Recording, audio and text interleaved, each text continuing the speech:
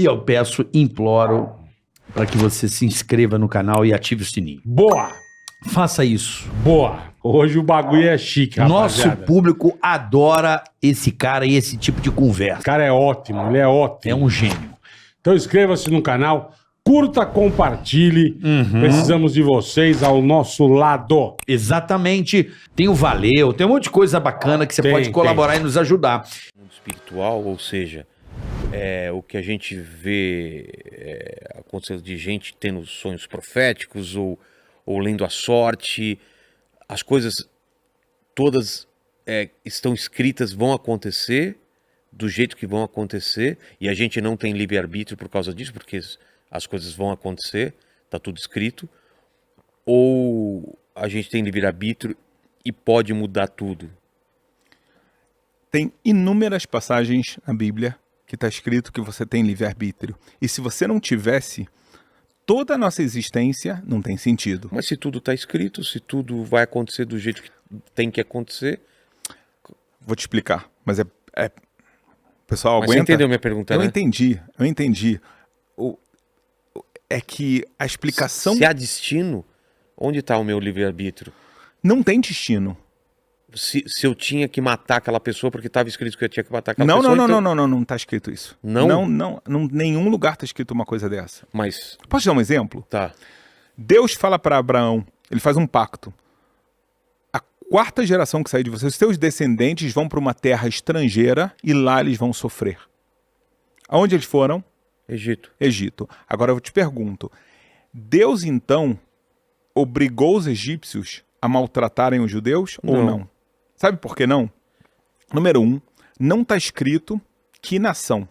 Exato. Ou seja, não precisa ser os egípcios. 2, dentro dos egípcios, você pode ter um egípcio bonzinho e você pode ter um mau. É livre-arbítrio. Então Deus falou, ó, vai acontecer. Mas o ser humano tinha livre-arbítrio de falar, eu não. Não tinha nada determinado.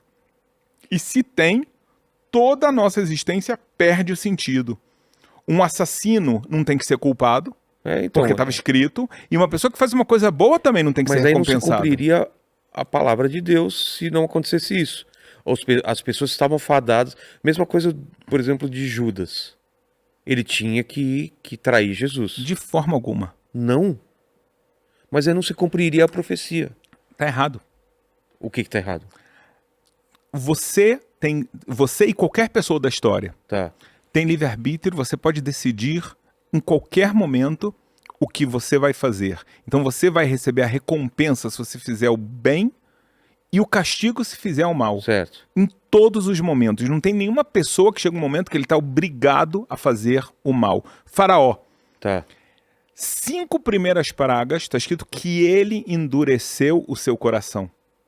Só da 6ª em diante está escrito que Deus endureceu o coração dele, que é tirar o livre-arbítrio. Mas é porque você quis isso. Ele fez isso com ele mesmo. Sabe, uma pessoa pode ser um comportamento muito bom ou muito ruim. Uma pessoa que começa a fazer... Sabe, eu acordo 5 da manhã, mas quando eu tinha 14 anos ou 18 também não. Tá? Hoje em dia, é quase que eu não tenho livre-arbítrio disso. Eu me condicionei. Tá bom? Mas o começo foi minha escolha, que eu quero viver. Sabe por que eu acordo 5 da manhã? Porque eu amo viver. Eu tenho um monte de coisas boas para fazer na minha vida. Falar ao contrário, você acorda às 5 da manhã porque você odeia viver. Porque 5 da manhã ninguém é feliz às 5 horas da manhã. Já valeu a pena vir só para ouvir isso de você, Vilela. Mas por que essa visão? Porque eu amo ver, eu tenho cheio de missões boas para fazer nesse Entendi. mundo. Você sabe quantas pessoas eu consigo ajudar? Sabe quantas pessoas a gente consegue iluminar? E aqui eu quero deixar claro, eu não sou proselitista porque o judaísmo não é. De acordo com a Bíblia, cada pessoa pode e tem que ter, tá, a conexão dela com Deus. Dos milhares de alunos na Academia de Moisés, cada um tem o seu caminho. Entendi. E é respeitado, tá? E a imensa maioria não é de judeus. Entendi. Os judeus estão lá e são muito bem queridos, e os não judeus recebem o mesmo tratamento. Eu estou cheio de coisa boa para fazer na vida, e eu ainda tenho um monte de missões para fazer. Então o ser humano tem. Então eu me condicionei a fazer uma coisa boa. Entendi. Por amar a vida, tá bom? Então, e pode ser o contrário, uma pessoa começa a fumar. O começo ela tem livre-arbítrio. É. Chega uma hora, Que- Faraó, então você vê que ele tinha o livre-arbítrio. O Faraó não foi obrigado a escravizar e matar, nada disso. Mas chegou um momento que ele se condicionou no mal, agora é muito difícil sair. Não é impossível, mas é muito difícil. Entendi. Mas é complicado, né? Entender essa linha, né? Da nossa vida, onde o nosso livre-arbítrio pode levar a gente, sendo que Deus sabe tudo e Ele não impede também. Claro que não. Se ele pedisse, você perdeu o livre-arbítrio. Exatamente. Mas se a gente pede uma intervenção de Deus, aí tudo bem. E aí ele pode decidir intervir ou não. Exato. E existem regras para isso, de o quanto ele pode ou não intervir? Isso vai depender dele e de você. Ou Entendi. seja, quanto você está pedindo para ele entrar e te ajudar. Agora, eu posso falar para você tentar na sua vida e você vai ver que vai funcionar, tá? Não, eu faço isso sempre. E funciona? Pra caramba. Viu? Você é o maior podcast do Brasil. Obrigado. Mas eu fico pensando, todo mundo tá pedindo.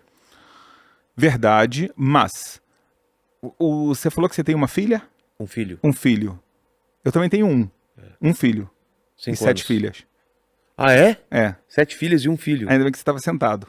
Nossa. Isso. 7-1. Mas no Brasil não pode falar esquece, isso. esquece. Vamos passar para Quantos anos ele tem? 5. 5. Você dá pra ele tudo que ele pede? Claro que não. E se ele pede muito? Eu falo que não, né? Depende.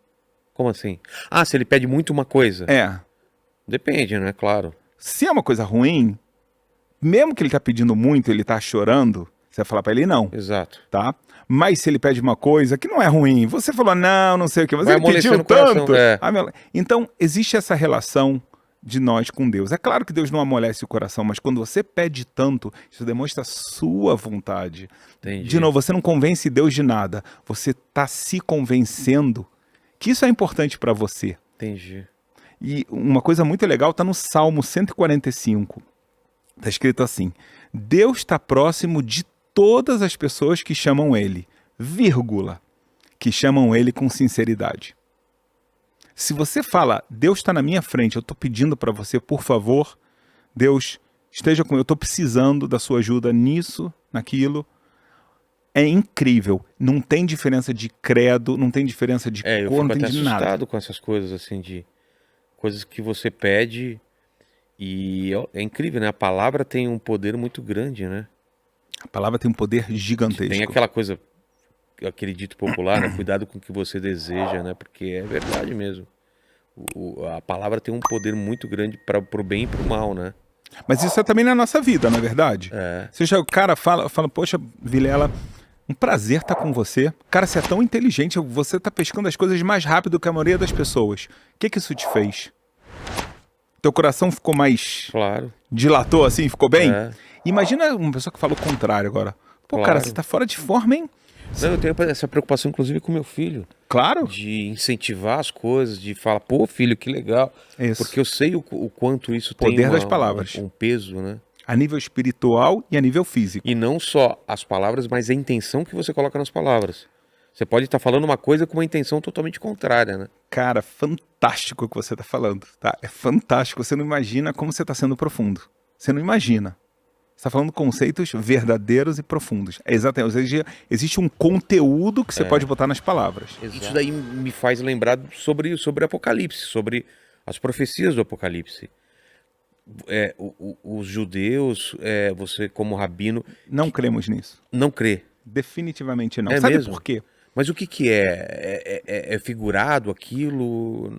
Eu gosto muito de respeitar as outras religiões Tá. e de forma alguma ofender as pessoas. Então eu vou me dar o direito de falar do judaísmo. Tá bom. Vou te explicar uma coisa muito importante. Por que Deus criou o mundo? Ele precisa de alguma coisa? Não. Era monótono para ele? Monotonia é um sentimento humano, tá bom? Ele criou o mundo por bondade. Então o objetivo, no final das contas, é dar a maior das bondades possíveis para o ser humano. Então toda a ideia de apocalipse, destruição, Final, e que vai ter Bem um o- anticristo, bem contra o mal, é. e o mal muitas vezes pode ganhar, não sei o quê.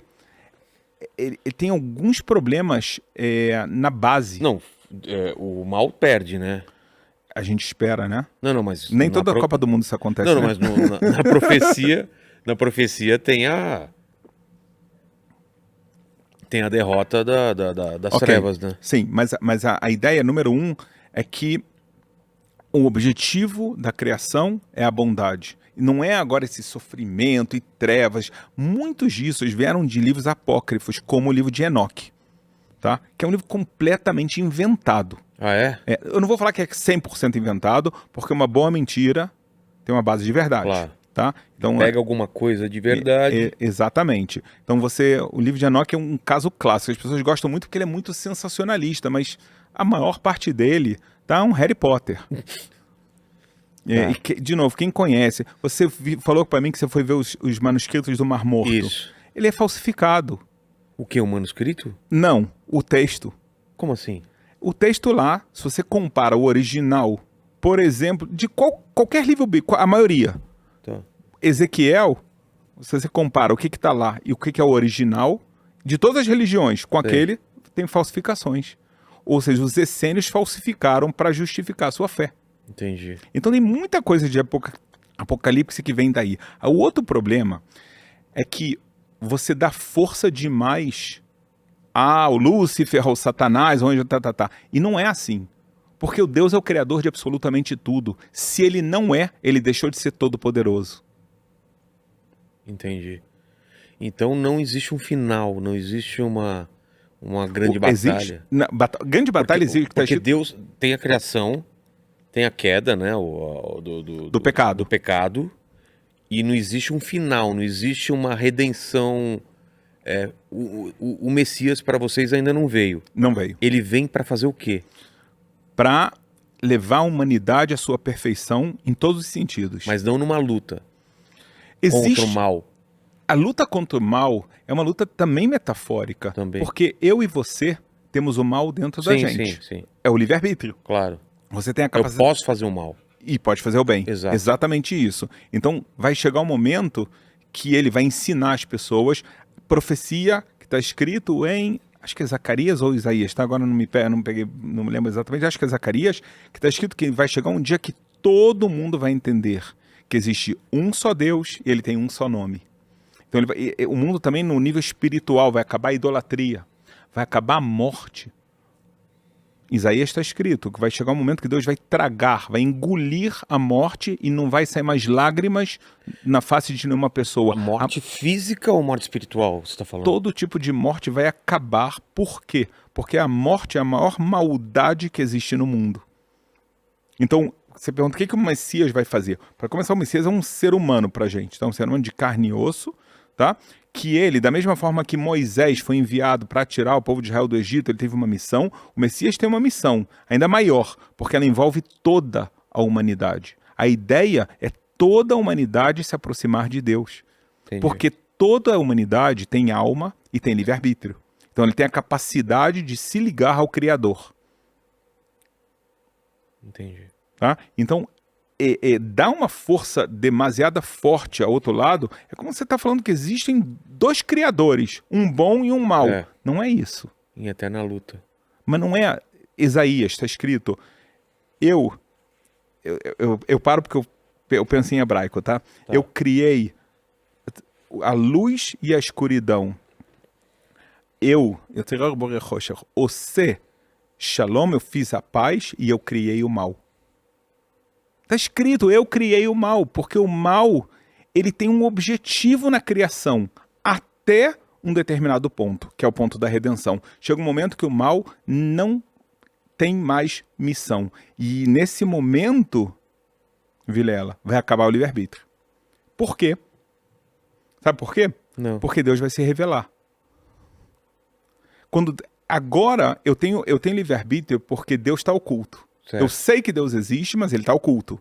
Então eu posso, às vezes, fazer que eu estou esquecendo disso. Quando ele se revela totalmente, Ninguém passa sinal vermelho, se tem um guardinha do lado.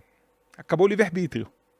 tá? Se você sabe que tem lá um pardal que vai te dar multa, acabou o teu livre-arbítrio. Agora vamos falar em nível mais profundo. Deus, se Deus está presente, acabou. Entendi. É por isso que os anjos não têm livre-arbítrio. É por isso que não tem anjo caído. Porque eles veem a presença de Deus muito forte, como a gente não vê. Eles são seres espirituais. Então, para eles, a presença de Deus está clara. Eles não têm livre-arbítrio. Então, eles sempre vão fazer a vontade de Deus. Entendeu? Entendi. Quanto mais a presença de Deus está revelada, menos livre-arbítrio. Isso é uma coisa positiva, só para você saber. Mas você acredita que a gente está melhorando ou piorando como ser humano? Eu vou te falar claramente Porque... que a gente está melhorando. É? Sabe por quê? Pensa como era o mundo. Ah, não, claro. No passado, né? São tantos exemplos. Escravidão. Racismo. De todos os tipos de racismo. Claro. E era visto como normal. Esse não pode entrar nessa rua, não pode frequentar esse clube. Hoje em dia isso é crime. Quase o mundo... O próprio nazismo, né? Verdade. Direitos sociais. Uma pessoa ficava velho, ele não conseguia mais trabalhar, ele ia viver de quê? Hoje em dia você tem pensão, aposentadoria, o governo tem um monte de coisas sociais para ajudar. Você tem sistema de saúde público.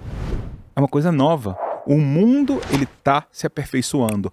Ah, quer dizer que a gente já chegou lá? Não, a gente tem um bom caminho, mas se você para pensar, tá? O que era visto no mundo como coisas normais e muitas maldades, hoje em dia é visto como barbaridade, maldade, e existe punição para isso. Entendi. Então existe, sem dúvida, um aperfeiçoamento, tá? Não quer dizer que o mal acabou, mas o mundo está se aperfeiçoando. E pensa que essa ética, ela está se tornando cada vez mais universal. Ela é aceita. Ela começa em alguns países, depois vai indo para outros, vai indo para outros, e você vai vendo que ela é universalmente aceita.